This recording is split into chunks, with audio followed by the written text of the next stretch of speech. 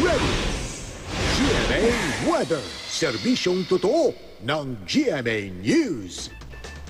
Mga kapuso, nakataas pa rin ang yellow rainfall warning ng Pag-asa sa ilang lugar sa Luzon. Ayon sa Pag-asa, sakop ng babala ang Bataan at ang Zambales. Ibig sabihin po, katamtaman hanggang malalakas na ulan ang posibleng maranasan po dyan hanggang alas 11 ngayong umaga. Pinag-iingat po ang lahat sa posibleng pagbaha.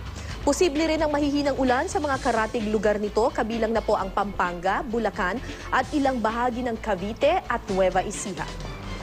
Yan po mga kapuso ay dahil sa hanging habagat na patuloy na pinalalakas ng isang low pressure area.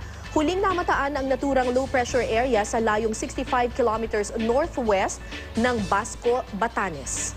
Base sa wind map ng The Weather Company, may posibilidad na maging bagyo po ang low pressure area na ito. Posible namang makalabas ang low pressure area ng Philippine Area of Responsibility ngayong gabi o bukas ng umaga.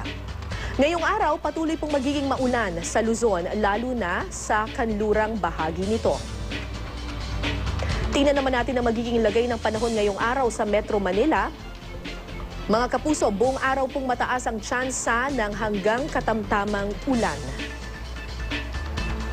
Sa Visayas, mahihinang ulan o di kaya'y thunderstorms ang maaari ring maranasan. Sa Mindanao, katamtamang ulan at thunderstorms din po ang mararanasan. Yan ang latest mula sa GMA Weather. Para sa iba pang weather update, bisitahin ang www.iamready.ph at ang social media accounts ng IamReadyPH. Magplano para sigurado, I Am Ready, serbisyong totoo ng GMA News.